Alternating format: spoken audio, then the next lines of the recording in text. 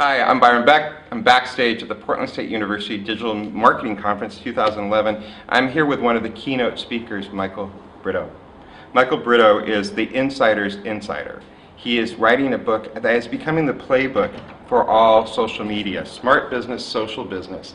Correct? This just came out, right? July. And you're traveling the world. I'm traveling the world. In support of this book or just what you do? It's a combination of both. So I do a lot of traveling for clients, but it's also a book tour. Let's give a little background on who you are and what you do. Well, I'm a recovering direct marketer. And wow. Yes, indeed. So don't judge me. But I, traditionally working in the enterprise, Sure. focused on search and direct marketing and trying to get customers to do what we want them to do. Right. And 2006, 2007, I kind of saw the light, and I realized that customers do not want to be referred to as segments and demographics and web users. They want to be treated like people. Exactly. We don't want to turn our Facebook pages into like pages, so No. we're now like we know what words to say when we're on Facebook, right? I Right. mean, We want to have a true, honest, and meaningful relationship with customers. And the book is based on my experience, how these companies have tried to humanize themselves externally. It's causing chaos internally. So that's why he's the insider's insider, because what you're doing is you're going inside the companies and saying, here's how you can do this better, right? Correct.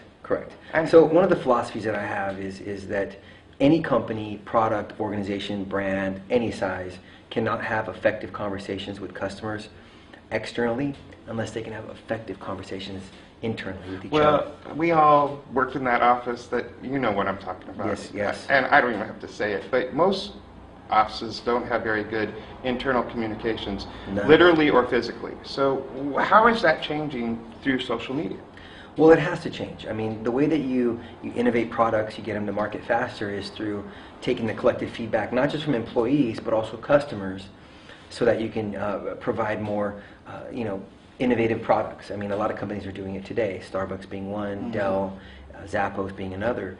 And so when you can tap into that kind of creativity within the organization, it just brings you one step ahead of the game.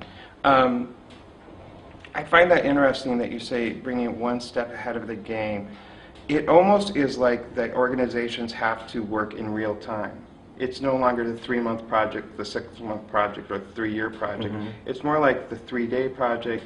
And I'm wondering how that is incorporated in like a real large corporation such as Starbucks.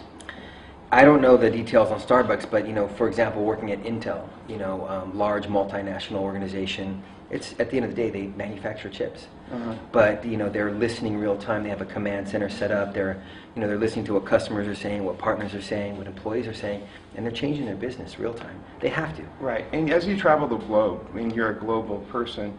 Do you find that there are other countries that are doing it better than we are doing it? I would say that they're pretty much on the same level. I think the adoption of social media in countries like France and Italy and the UK are certainly pretty much neck and neck with the U.S. I mean, customers are customers. Right.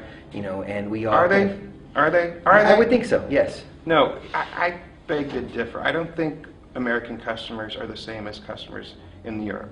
Would you say they are? No, but each country has their own specific kind of the way that they interact with brands. So then they're moving at the speed of light, just as the U.S. customers are. Right. U.S. customers have a tendency of complaining and online a lot, and it's certainly causing brands to refocus their budget, refocus their time. In other countries, not so much. Right. They're more about giving that instant feedback in person, right? Right. So, but certainly the customer dynamic is changing daily. Just the way we interact with media, the way we interact with brands, etc.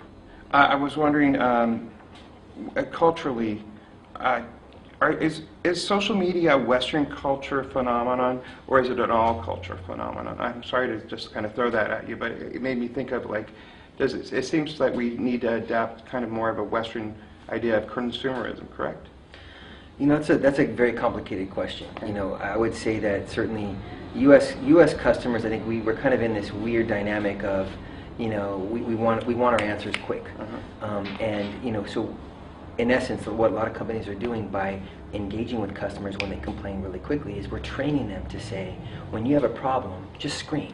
Right. and we'll be there. Right. In addition to that, not a lot of companies are really focusing on solving the actual business problem. Right. Right. So Comcast, for example, I'm going to talk about this later.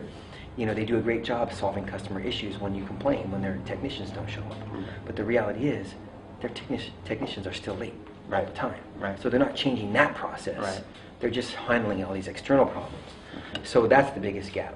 Well, your book is Smart Business, Social Business. You should pick it up. It's available online at Amazon, I assume. And Amazon and in bookstores still. Yeah, and you want to go to the bookstore to pick up a book. Pick up a book. Okay, thank you so very much, Michael. Thank you.